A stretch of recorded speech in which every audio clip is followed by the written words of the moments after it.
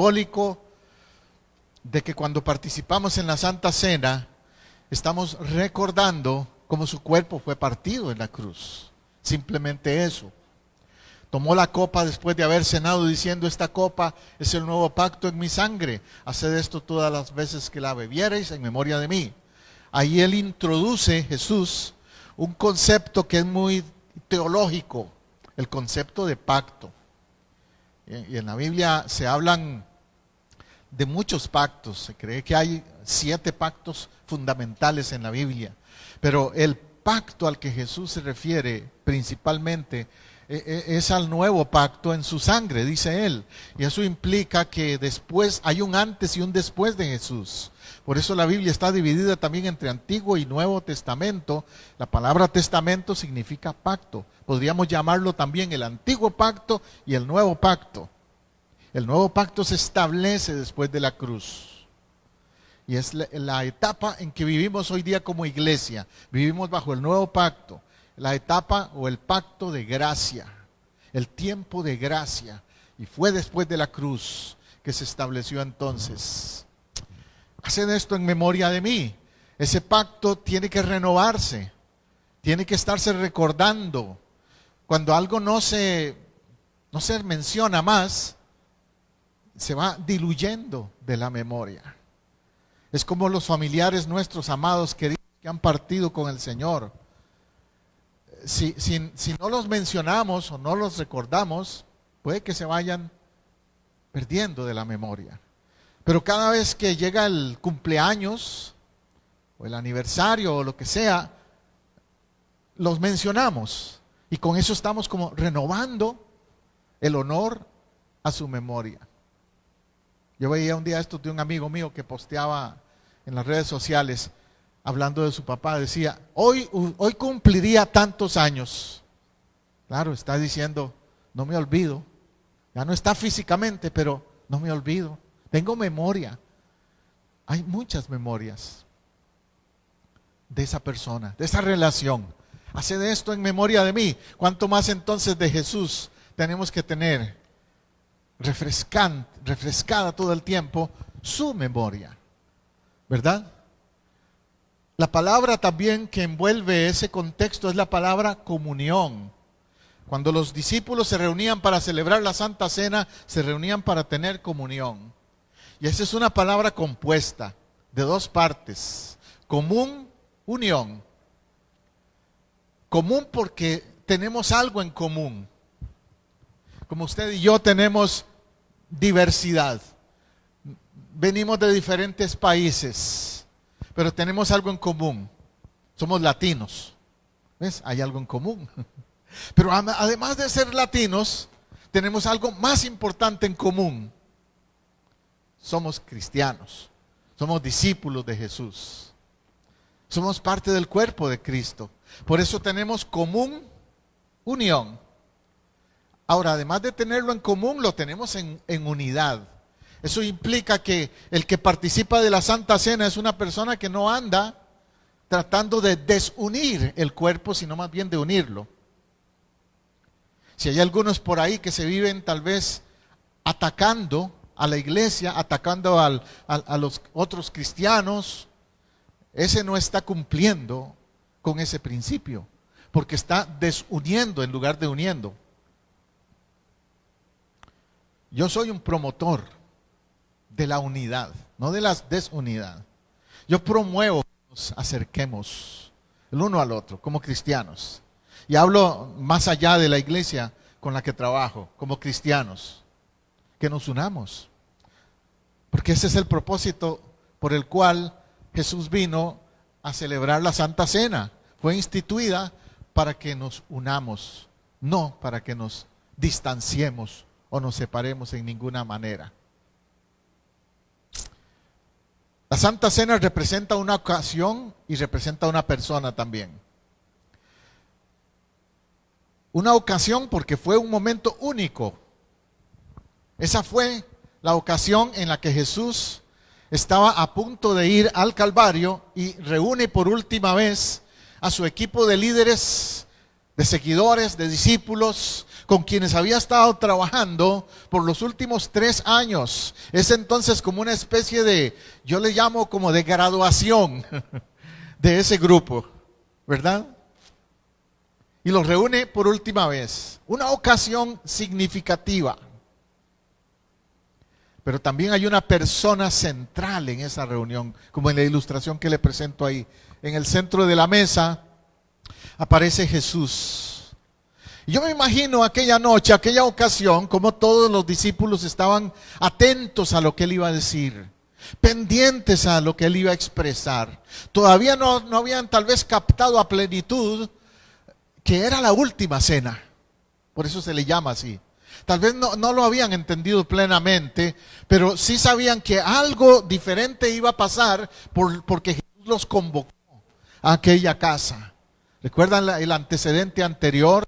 Les dice, miren, vayan, manda a 2 de los discípulos adelante, vayan a tal lugar, a tal casa, y hay una persona ahí que ya yo hice arreglos y hay una casa que vamos a usar. Y pidan prestado, o ya sabe esa persona también, pidan prestado este burro, porque lo voy a necesitar. O sea, él hizo arreglos, que a mí me llama la atención eso de Jesús. Cualidad de líder. El líder anticipa, el líder prepara, el líder no improvisa. Y él lo hizo así. Y ahí entonces ya en la mesa está él con los discípulos, pendientes, atentos, y es donde les da esas instrucciones. Sigan haciendo esto que yo estoy haciendo con ustedes esta noche. No dejen de hacerlo porque yo me vaya. Sigan haciéndolo. Continuidad del ministerio. Cuando uno trabaja en la iglesia sabe que en la mesa se van a sentar algunos que se van a quedar y otros que se van a ir. Jesús sabía eso. En la mesa en que estaba esa noche sentados con él, había uno que se iba a ir, que lo iba a traicionar. Pero Jesús no dijo, miren, lo siento mucho, no hay cena porque hay un traidor aquí. No, él siguió adelante. Un buen líder sigue adelante aunque haya 1 o 2 por ahí que no estén de acuerdo en algo o que no vayan a seguir sus pasos. Y eso hizo Jesús. Él se enfocó en los que sí querían continuar con el reino de Dios, no en uno que estaba negativo, porque a veces cometemos ese error. Si hay uno negativo en un grupo, ya pensamos que se acabó todo. No. Tenemos que enfocarnos en los que sí quieren seguir adelante. Lo mismo pasa en una familia. Si en una familia hay 5 hijos y uno de ellos es un hijo pródigo, ¿voy a descuidar a los otros 4? No, voy a enfocarme en los 4 que también quieren ser familia y no en el hijo pródigo solamente. ¿Estamos siguiéndome? Jesús entonces se enfoca en el grupo, no en una persona, y les da esas instrucciones. El otro elemento que yo quiero destacar hoy de ese mensaje es que Jesús también aprovechó esa ocasión, esa cena, para hacerles entender lo que implica adorar, porque la Santa Cena también es adoración. El otro día alguien me mencionó en las redes sociales, le pregunto a algún pastor por ahí, ¿por qué le llaman Santa Cena? En la Biblia no hay ningún versículo que la llame Santa Cena. Y es cierto, o sea, no hay ningún versículo que literalmente diga Santa Cena. Pero hay cosas que no se dicen literalmente, pero están implícitas. Y aquella cena fue santa. Ahí es donde está el meollo del asunto. Es incuestionable que la cena fue santa. O sea, eso no era una fiestecita ahí por ahí que Jesús se le ocurrió. Eso no era una ocasión de nada más de un cumpleaños de alguien. Eso era una cena con un propósito santificante, de consagración. Entonces, es una santa cena. Y cuando pasamos aquí a recibirla también, lo mismo tenemos que tener claro, que tenemos que tomarla con una actitud de santificación. Amén. Nos reunimos no solo para recordar su muerte, hacer memoria de Él, sino adorarle también. Porque la adoración es la ocupación sublime del Hijo de Dios. ¿Me escuchó? La adoración es la actividad sublime, la ocupación sublime del Hijo de Dios. Uno puede hacer de todo en la vida cristiana, pero el acto más importante en la vida cristiana es cuando adoras a Dios, a tu Señor. Entonces hay un elemento importante allí, como hijo de Dios, como te expresé antes que eres. ¿Qué dice el diccionario de la adoración? Dice que es reverenciar con sumo honor o respeto a un ser. Reverenciar con sumo honor, con respeto a un ser. Pero hay niveles de adoración, ¿verdad? Hay algunos que no son muy correctos. Como yo escucho las canciones populares, ¿se acuerdan de aquella de Manzanero? Adoro la calle en que nos vimos. ¿Quién va a adorar la calle? No, se pasa del sentido correcto de adoración. Tú puedes decir, yo le tengo un sentido de amor, de entrega a mi esposa o a mi pareja, y esa calle me trae lindas memorias, pero no adoras la calle. Entonces hay que entender qué significa adoración. La adoración se da a la persona. La adoración no se da a objetos. Por ejemplo, en esto de la Santa Cena, yo he escuchado gente de algunas sectas por ahí que enfatizan que esa Santa Cena no puede ser con esos pedacitos de pan, que tiene que ser con un bollo de pan entero. Porque la original era con pan entero, no con pedacitos de pan. Entonces están enfocando su adoración en un objeto, en el pan. Y no en el símbolo, no en lo que representa. Y más bien entonces yo les he tenido que explicar, bueno, si usted quiere ser literal, si quiere tomarlo tan literal, entonces tampoco te va a servir el bollo de pan, porque el pan ese tiene levadura. Vas a tener que preparar un pan sin levadura, con hierbas amargas. Vas a tener que buscar la receta que usó Jesús ese día, o que usan los judíos en la cena, para hacerlo literal. ¿Ves? Pero en realidad el elemento ahí es, reitero, un elemento, un símbolo. Lo más importante es la persona a quien se está recordando. La memoria es por la persona, no por el símbolo, o por el pan, o la cosa así. Reconocemos el homenaje y el honor, y toda nuestra adoración es solo para nuestro Salvador. Eso es lo que se enfatiza. Estamos en la Santa Cena enfocados en esa persona y en lo que Él es, en lo que Él ha hecho por nosotros. Por eso menciono ahí que algunos objetan el sentido de culto de adoración, o el estilo de los elementos, que el pan, que la copa de vino, que tiene que ser copas, y no, de esas no sirven. Le entran por donde sea a elementos o aspectos secundarios, en lugar de enfocarse en qué nos reúne: adorar a Jesús. ¿Por qué le llamamos culto de adoración? Bueno, la palabra culto marca una diferencia de otra actividad. Culto tiene que ver con darle reverencia a un Dios. Hay cultos falsos, hay sectas falsas, hay maneras de dar culto que no son bíblicas, obviamente. Los paganos daban culto también. Pero cuando uno entiende que es el nombre de Jesús a quien se le está adorando y rindiendo el honor, es la persona de Jesús, ese culto tiene otro sentido. Amén. Cuando nos reunimos para adorar el domingo en la cena del Señor, lo hacemos con ese sentido de culto a la persona, a Jesús. Los primeros cristianos empezaron a reunirse el domingo por eso mismo. Antes de Jesús, los judíos siempre se reunían para dar culto a Dios, a Yahweh, el sábado. Es la tradición judía, yo sé eso. Y Jesús lo hacía también.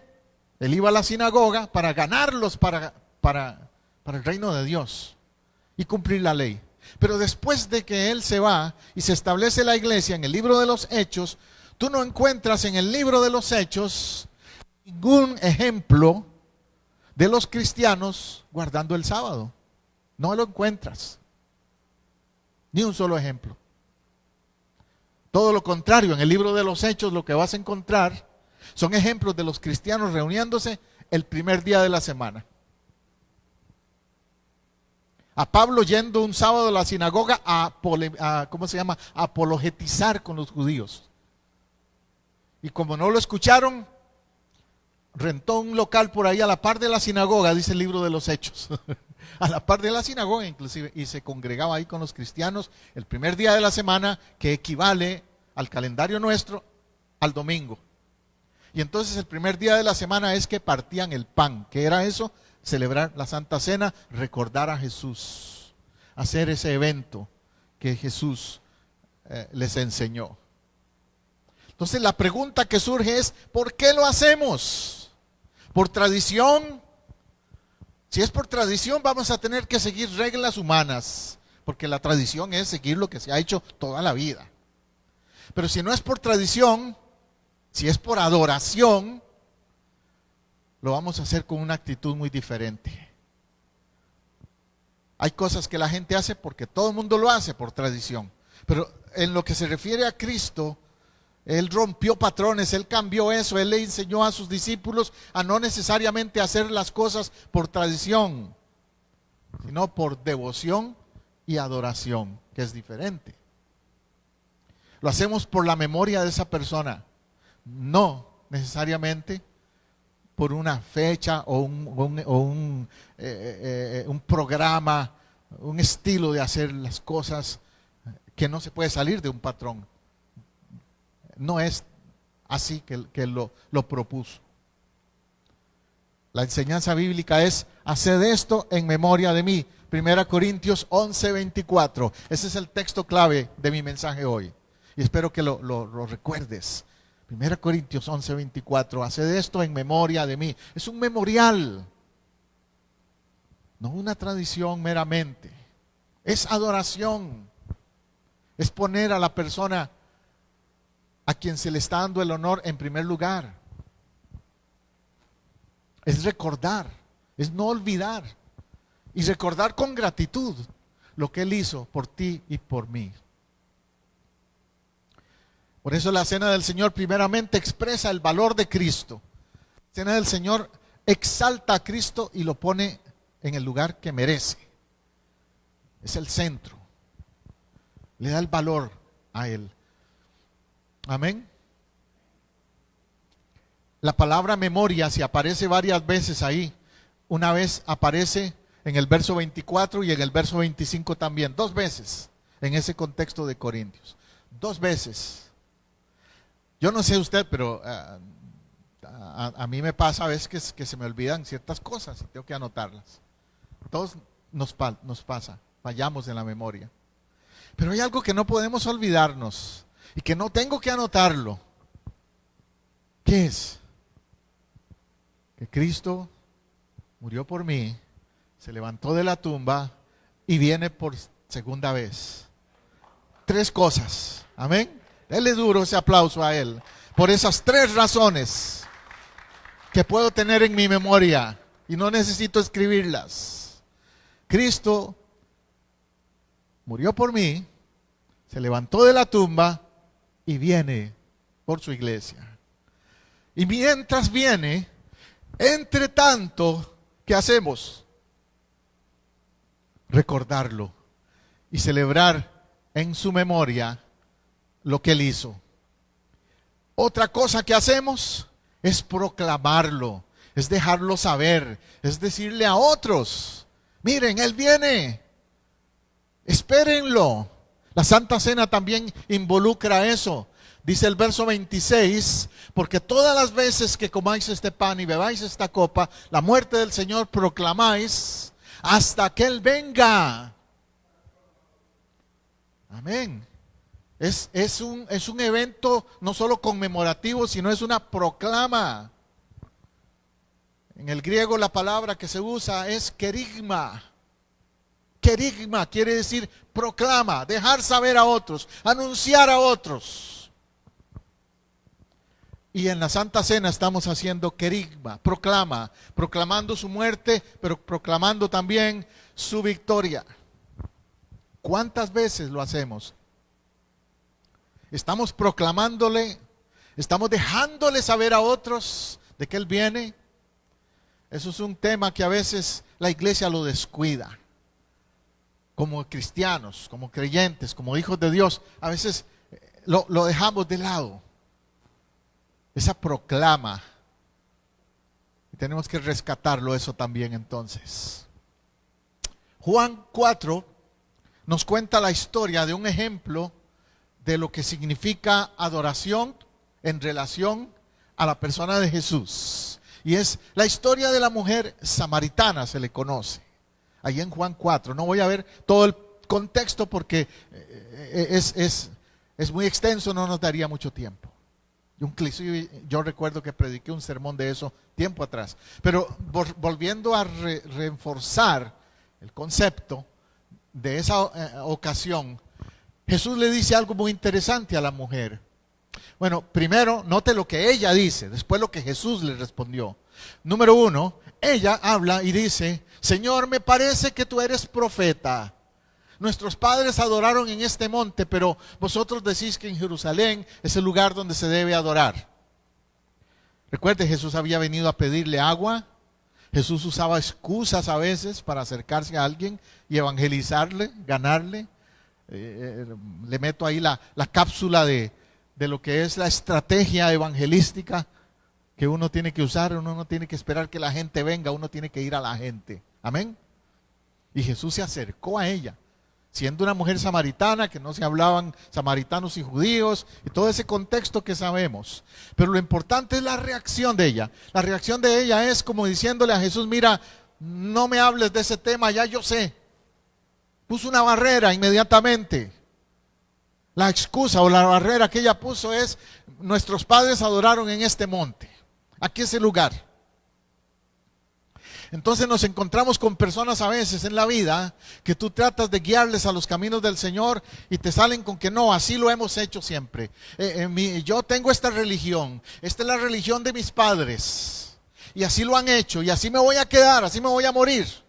¿Has escuchado eso? Pues esa fue la reacción de esta mujer a Jesús. Y el énfasis de ella es que ustedes dicen que en Jerusalén y nosotros no. Los samaritanos habían cambiado el lugar.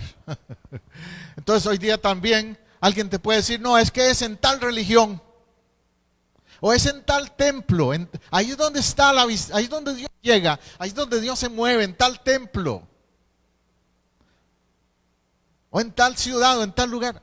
Pero en realidad Dios no tiene un lugar, Dios no tiene un templo humano donde Él se manifieste.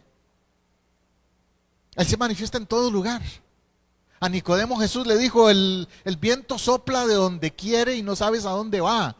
Y si no naces de nuevo no entras al reino de Dios. Y a Nicodemo lo que le estaba hablando Jesús era del mover del Espíritu Santo.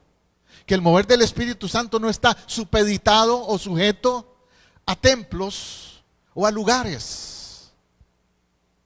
Puede manifestarse en una cárcel, en un hospital, en un carro, en un estacionamiento por ahí. Cuando 2 o 3 se reúnen y le invocan, Él se manifiesta. Amén. Claro, en el templo es el lugar apropiado donde debemos venir a adorarle y buscarle, pero no está supeditado o sujeto a eso. Y esta mujer tenía un concepto de religión muy corto, muy encerrado en sí misma. El concepto de que solo en cierto lugar, en cierto monte.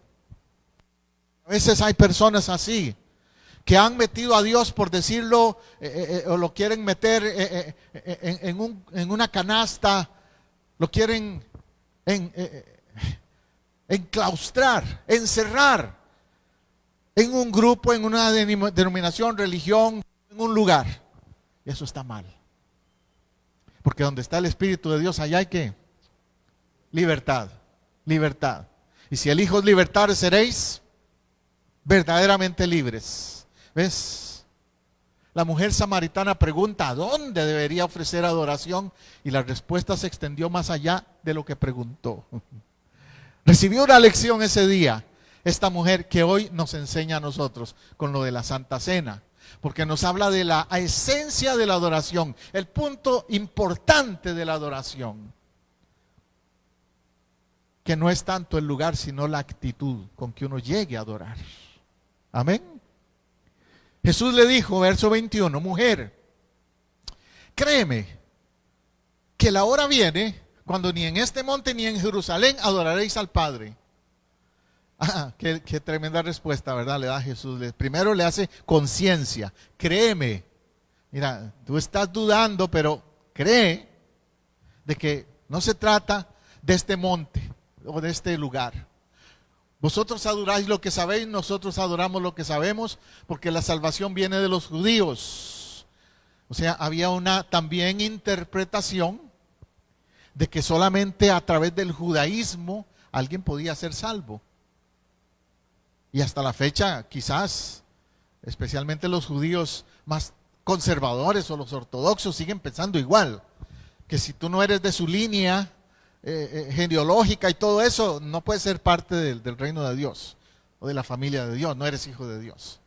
Hay esa tendencia también todavía. Otra vez, el problema de encasillar, de querer meter a Dios en un molde pequeño.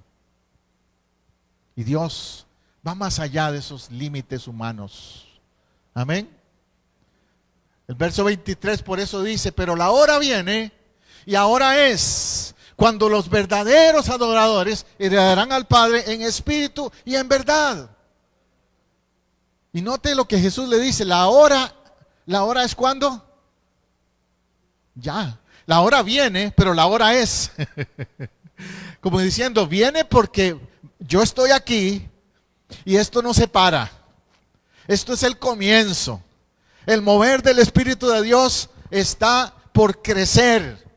Jesús sabía lo que venía. ¿Qué es lo que venía? Pentecostés. Y multitud de gente, naciones, lenguas, grupos étnicos, donde el Evangelio iba a llegar. Entonces, la hora viene cuando no es este lugar. No va a ser solo Jerusalén, como ellos pensaban. No va a ser solo Samaria, como ellos creían, o como ella en este caso creía. No, la hora viene cuando van a haber adoradores en Roma, en África, en España, en todo el mundo. Y así fue. Porque después de Pentecostés, todo el continente conocido en ese tiempo, todas las regiones conocidas, empezaron a experimentar lo que era adorar en espíritu y en verdad, y la comunión de celebrar en memoria de Él en todo lugar. En el libro de los Hechos ellos estaban ahí reunidos y de pronto vino el Espíritu Santo y movió las cosas, cambió los patrones. Los verdaderos adoradores adoran en espíritu y en verdad. Eso es una expresión que hay que analizarla también. ¿Quién es un verdadero adorador? Jesús no define al verdadero adorador porque sea judío o no sea judío, porque ella no era judía. Entonces el verdadero adorador no es de un determinado grupo étnico o nacionalidad. Es de cualquier nación, de cualquier grupo. Después encontramos ejemplos en el libro de los Hechos de un hombre como Cornelio, un romano, rudo, militar, un centurión, y también adora al Señor. Y es lleno del Espíritu Santo y recibe, igual que los judíos, la bendición de Dios. Y Pedro tiene que caer a cuenta de que él estaba equivocado con su actitud y su mentalidad religiosa que él había tenido hasta ese momento. Porque los verdaderos adoradores adoran en espíritu y en verdad. Es decir, con genuino corazón. ¿Qué es lo que cuenta? Últimamente, ¿qué es lo que cuenta cuando tú adoras? Ese corazón dispuesto. esa actitud sincera al levantar tus manos, pasar al altar, danzar o no danzar, como Dios lo mueva y te lo ponga, pero que sea genuino, eso sí, que sea sincero. Porque la adoración tiene formas de expresarse, como dice ese corito, ¿verdad? Hay muchas formas de alabarte, pero ahora yo lo haré así. Y puede ser que algunos por temperamento son tranquilos, no los vas a ver brincando y danzando aquí en el altar, pero otros también por temperamento, más bien hay que agarrarlos porque nadie los para. Y no ve a nadie, ok, no señale a nadie por ahí. Pero así es. Ahora, ¿quién es más adorador? ¿El que pasó aquí a brincar o el que se quedó atrás nada más alzando su mano? ¿Quién es más adorador? Los dos, si son genuinos. Si esa adoración es genuina, los dos. No podemos caer en la idea de que, no, es que ese, como se quedó allá atrás, nada más levantó su... No, tú no conoces su corazón. Porque también el Padre tales adoradores busca que le adoren. Ahí implica también que Dios busca. Hay varios versículos en la Biblia donde da a entender que Dios busca. La Biblia habla que nosotros busquemos a Dios, ¿verdad? Buscad a Jehová mientras pueda ser hallado, dice el profeta. Pero hay otros versículos donde es Dios el que busca. Juan 1:12, que cité hace un rato. A los suyos vino. ¿Qué hizo Dios? Vino, nos buscó. Pero ahora también Dios está buscando, es la otra categoría que Dios busca. Dios busca primero almas para salvarles. Pero lo segundo que Dios busca después de que alguien es salvo es que sea un adorador o una adoradora. Tales adoradores Dios busca. Entonces, ¿sabías que Dios está detrás de ti? Que Dios te está buscando. Que Dios te está diciendo, no me vengas con la excusa que tú no cantas. No me vengas con la excusa que tú no danzas. Párale de las excusas. Yo te estoy diciendo que me adores. Cantar no es adorar. Puedo cantar y adorar, claro, pero no necesariamente. Danzar no es adorar tampoco, si no lo hago con buen espíritu. Cualquiera puede danzar. Pero es si lo haces con un corazón de adorador o de adoradora, entonces esa danza es de adoración. Y por ejemplo, aquí el ministerio Arras y el ministerio Bless to Bless, cuando estas hermanas Julia y las demás hermanas pasan aquí, Rosana y todas este grupo tan lindo de adoración, pasan y danzan, las jóvenes, etcétera. Yo sé que ellas están buscando eso, ser adoradoras en espíritu y en verdad. Amén. Y yo he escuchado a otros líderes o pastores de otras iglesias o gente de otras iglesias que han puesto un poquito como en tela de duda y dicen, no, en la iglesia hoy día hay mucho show. Hay mucha gente ahí en el altar haciendo show. ¿Quién está detrás de eso? ¿Qué cree usted? ¿Quién está detrás de esa clase de comentarios? Yo sé quién es. Es uno al que no le doy crédito porque no lo merece, pero que yo sé que no le gusta que la gente adore. Que no le gusta ver a las hermanas y menos a los jóvenes usando su cuerpo en una forma de expresión de adoración como es la danza. No, que la iglesia se ha vuelto mundana porque están todas esas danzoras ahí. No, se ha vuelto mundana por otras cosas, otras iglesias. No necesito decir nombres ni nada, pero hay otras situaciones donde ahí sí hay mundanalidad. Pero cuando alguien quiere adorar a Dios, expresándolo, levantando sus manos, palmeando o danzando en una manera espiritual, no estoy hablando de baile carnal, eso es otra cosa. No estoy hablando del baile mundano, estoy hablando de danza de adoración. Eso es lo que Dios está buscando, gente que le adore en espíritu y en verdad. Amén. Porque hay tantas interpretaciones extremistas con eso. Por ejemplo, Pablo dice en Colosenses, cantando con salmos en vuestros corazones. Entonces yo conozco una secta, ¿sabe? Un grupo, una religión que hay por ahí, que ellos no usan instrumentos musicales. ¿Y sabe por qué? Es porque ese versículo dice cantando en vuestros corazones. Como ahí no dice que instrumentos, solo con vuestros corazones, entonces ellos no usan instrumentos musicales, solo cantan, a capela. Pero un día le estaba yo preguntando a uno de los líderes de ellos, bueno, pero entonces usted tampoco está cumpliendo el versículo, o no lo está practicando. ¿Por qué? Me dice. Porque ahí dice cantando en vuestros corazones y ustedes cantan a capela. Y se quedó tartamudeando.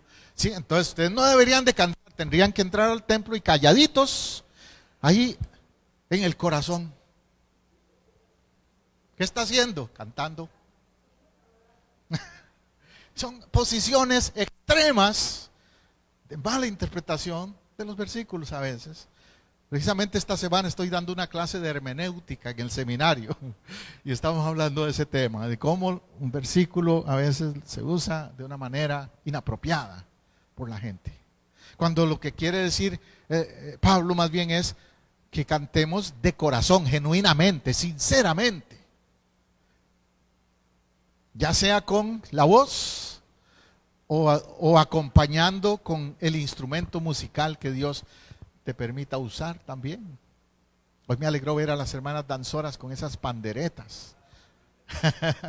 Me trajo recuerdos de mis comienzos en la vida cristiana, cuando en todas las iglesias no habían danzoras, pero todos, desde la primera banca hasta la última, tú escuchabas panderetas.